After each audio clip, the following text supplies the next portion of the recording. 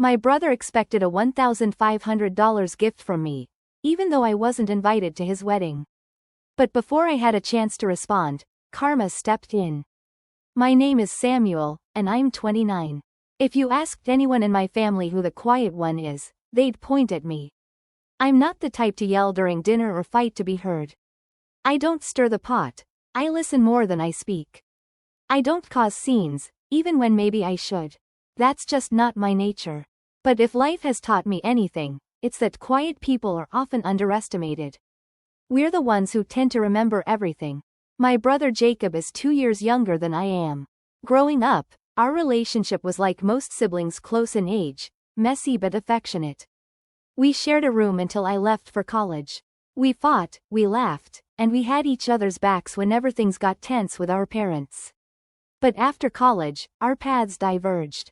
Jacob went into sales, becoming very image-focused, tailored suits, a leased BMW, a social media page filled with gym selfies and motivational captions he didn't live by. I chose a quieter route. I earned an engineering degree, moved to a calm city, and built a steady life.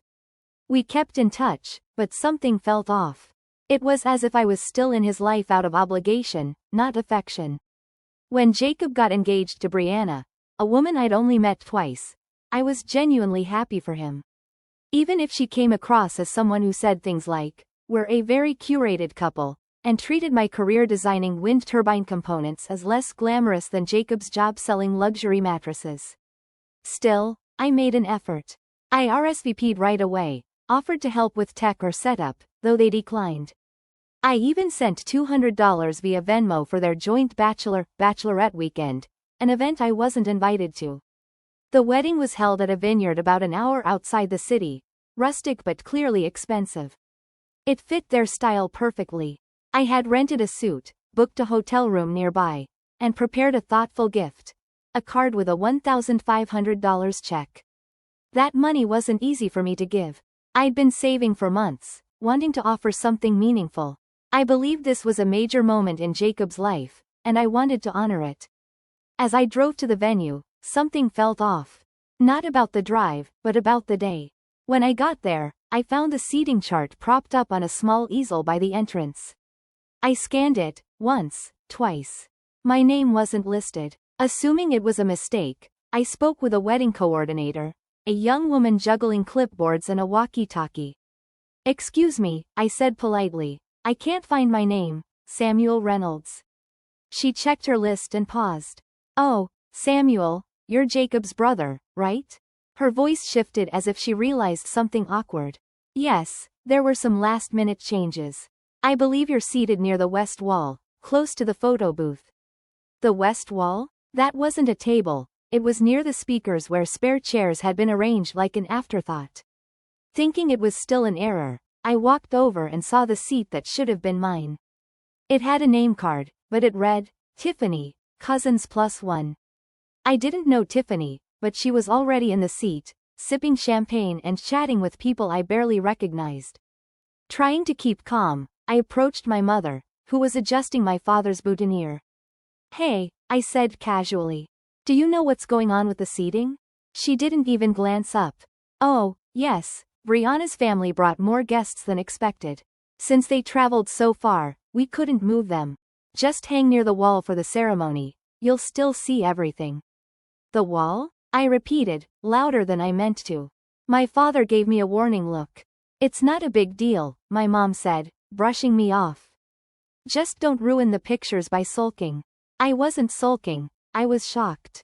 And then Brianna appeared behind me. "Oh good," she said sharply. "We're just trying to keep the family photos clean." She didn't wait for a reply. Reading my expression, she quickly added, "It's nothing personal. I swear you'll be in the reception photos." I nodded stiffly. She walked off, bouquet in hand. There's a kind of hurt that doesn't involve yelling or tears, just a heavy ache when you realize you're not welcome where you thought you belonged. I stood there a moment, trying to process it all. Then I looked across the room and saw the gift table. A linen-draped setup near the cake, packed with wrapped boxes and envelopes. Mine stood out, silver envelope, neatly tied with ribbon. I'd wrapped it myself and included a note saying how proud I was of Jacob and how I hoped the money would help him start fresh. I didn't think, I just moved. Walked across the room, reached down, and took the envelope back. No one noticed until I neared the exit. Then a groomsman called out, "Hey Samuel, where are you going?" I didn't stop. I turned my head, held up the envelope, and said, "Don't worry, I'll stay out of the picture permanently." I reached the big double doors leading out to the gravel lot. One hand on the handle, the other gripping the envelope like it was the only thing anchoring me. "Samuel," I heard Jacob call. I stopped but didn't turn. He came closer, his dress shoes barely making a sound. "Come on, man, don't do this. It's not that serious." I slowly turned around and met his eyes for the first time in years.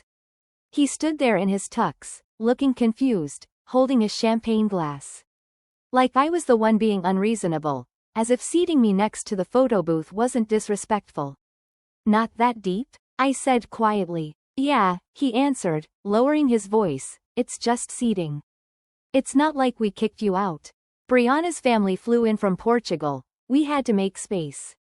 I gave a short, humorless laugh. "So I sit in a corner and hope nobody thinks I'm the DJ?" "Don't be dramatic," he said. "It's just one day. Are you really making this about you?" That hit hard. I'd been the one who always showed up. Birthdays, holidays, family barbecues. The one who brought cards, remembered anniversaries, stayed behind to clean while Jacob ducked out. I never made things about me. Maybe that was the issue. Maybe they got so used to me not taking up space that giving me a single chair felt like too much. "I flew out," I said softly. "Booked a hotel, rented a suit, gave you $1,500. "We're giving," he corrected, nodding toward the envelope. "Right," I replied. "We were. But now I realize, I'm not your brother today. I'm just someone in the background." He tensed. "You're exaggerating." "No," I said. "You already did. You assumed I wouldn't notice." He sighed and rubbed his temples. "It was Brianna's decision, okay? She wanted the photos to look clean, colors, symmetry, that kind of thing." "So I didn't match?" I asked. "Did she screen everyone for photogenic bone structure?" He didn't respond. Maybe he knew better than to. "You know," I said, walking back toward him, "I wasn't expecting a speech or spotlight. I didn't want a dance or a toast. Just a seat, somewhere that said, 'You matter enough to be here like everyone else.'" "You do matter," he muttered, like the words tasted bad. "Then why didn't you act like it?" I asked. He glanced around. Guests were now openly watching. Even the photographer had stopped in place. It was during the shoot that the DJ started slowly lowering the volume. He hated this kind of attention. I could see it written all over his face. He wanted the day to be perfect, carefully curated, Instagrammable. But it wasn't. Not because I caused a scene, but because I refused to go quietly. "Look," he said through clenched teeth, "if this is about money, it isn't," I cut in. "It's about respect. And today made it pretty clear how little of that I have from you." He opened his mouth to argue but no words came, just a frustrated exhale. "I'm leaving," I said, adjusting the package in my hand. "Don't worry, the pictures will be fine. No awkward older brother in the background to mess up the symmetry." I left before he could say anything. The dirt crunched under my shoes as I made my way to the car. I didn't cry. I didn't throw anything. I just sat behind the wheel for a while, watching the vineyard disappear in the rearview mirror. It felt surreal, like I had just stepped out of a movie, not as a lead, or even a supporting character, but as some extra who accidentally got too close to the camera. Back at the hotel, I changed out of my suit, packed my bag, and stared at the envelope I'd grabbed. Inside was the note I'd written, saying I was proud of him, that I hoped the money would help start a new chapter. I read it one more time. Then I tore it in half. I turned off my phone. It didn't stay off for long. When I turned it back on about an hour later, I had 6 missed calls. Some from Jacob, one from my mother, and a string of texts that grew more anxious. The last one came from Brianna. All it said was, "You really ruined everything today." That was the moment the guilt disappeared. That sentence, the way she said it, like I had shattered their little fantasy world, snapped something into place. I hadn't ruined anything. I'd revealed it. But it wasn't over. Not even close. The next morning, I checked out of the motel before sunrise. The front desk worker barely looked up. Perfect. I wasn't in the mood for small talk. I grabbed a stale croissant from the breakfast bar, tossed it onto the passenger seat, and drove out of wine country like it owed me money. By the time I got home, there were 11 more missed calls and 2 voicemails I didn't bother opening. My mom's messages had shifted from guilt-tripping, "You shouldn't have walked out," to pleading, "Please call your brother. He's devastated." Then came the one that made me laugh out loud. "Samuel, family requires you to make sacrifices from time to time." It sounded like something off a fridge magnet at a gas station gift shop. What had Jacob sacrificed? He still had the photos, the polished aesthetic, the picture-perfect day. His bride still planned to post them with captions like, "Our fairy tale begins." The only thing missing was the sibling who didn't match the color scheme. And here's the truth. I had made sacrifices. They just didn't notice. For a year and a half, I quietly supported Jacob's startup, a mattress import business that was, frankly, sinking. When he launched, he'd called me in a panic asking me to co-sign a loan. Not for a house or a car, but warehouse space and contracts. I did it. No questions asked. I never told our parents. Never even told my friends. I made sure the payments went through. I took calls from the bank. I even wired $3,000 last fall to stop a supplier from pulling out. No thank you note. Just a text. "Appreciate it, bro." The check I picked up from the gift table wasn't a present. It was me drawing a line. Sitting in my apartment, surrounded by wilting plants and unopened mail, I realized something deeper. They hadn't just forgotten me at the wedding. They'd forgotten who I was. So, I got to work. I opened every email, every document, every bank statement. I was still the co-signer.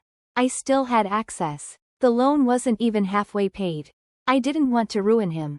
I really didn't. But Brianna's text, "You really ruined everything today," kept echoing like a dare.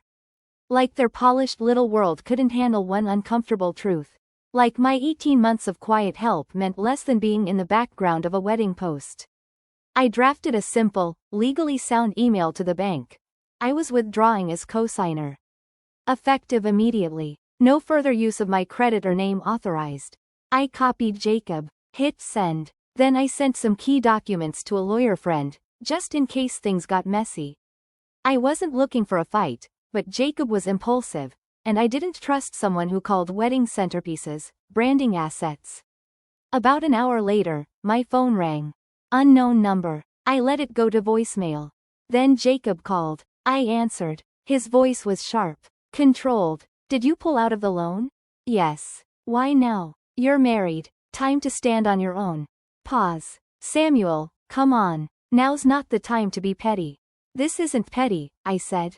"It's overdue." "You're seriously doing this over a chair?" "No," I said, leaning back. "I'm doing it because of a pattern." The chair was just the final straw.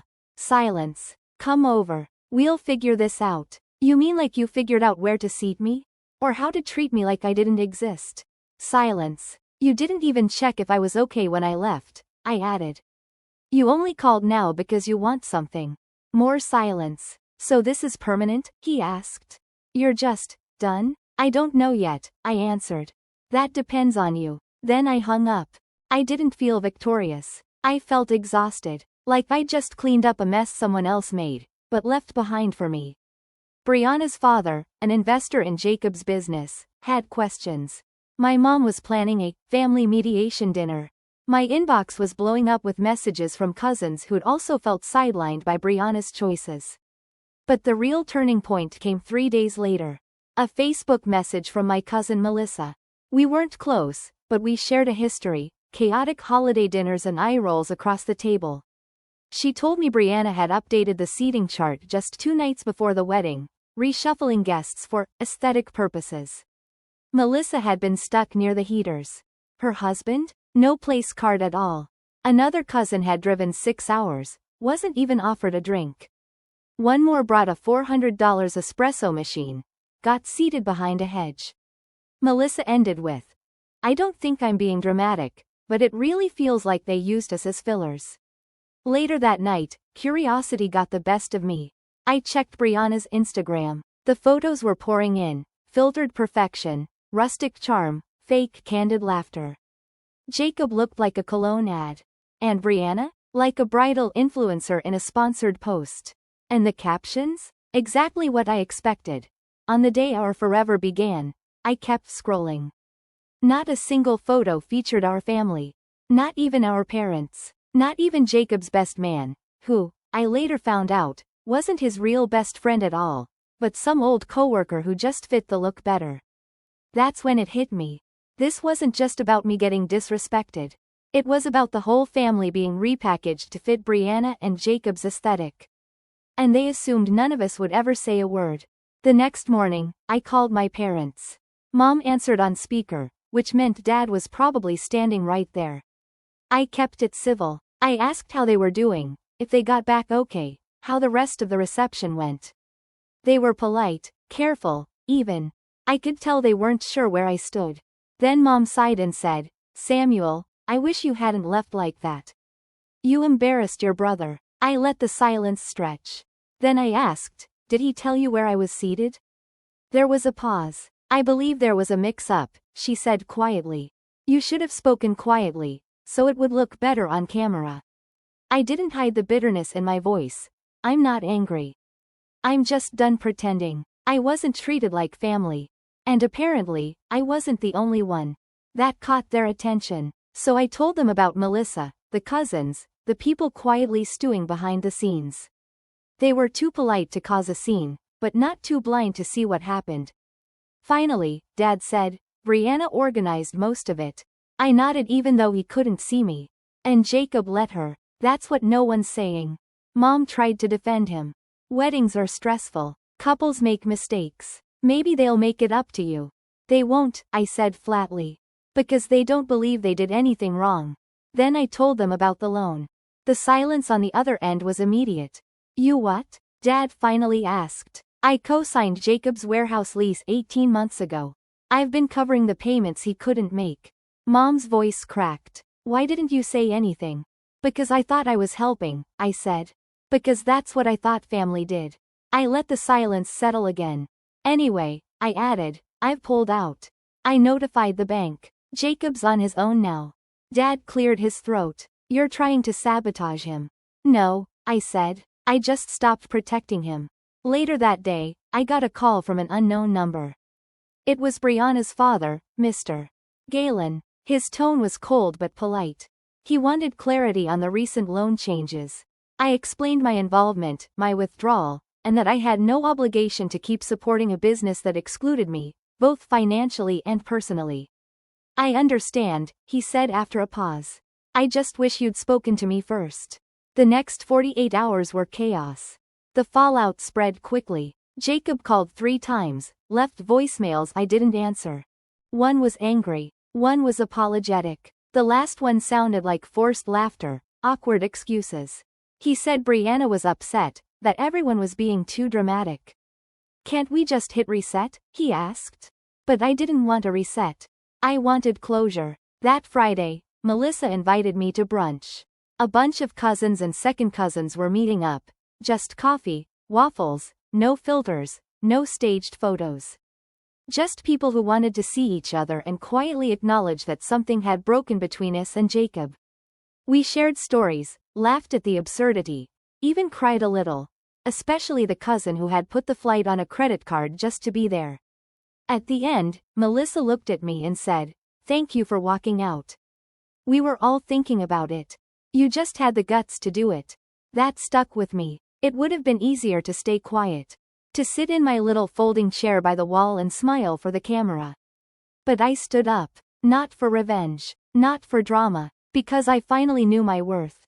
And I wasn't going to let them cut me out of it. 3 weeks later, I got a handwritten letter from Jacob. I still have it. Tucked in the drawer next to the ripped-up note I'd once written with that $1,500 check.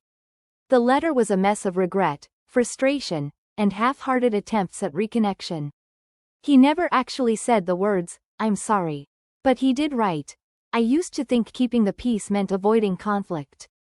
But now I realize it really meant ignoring you. I haven't written back. I may never write back.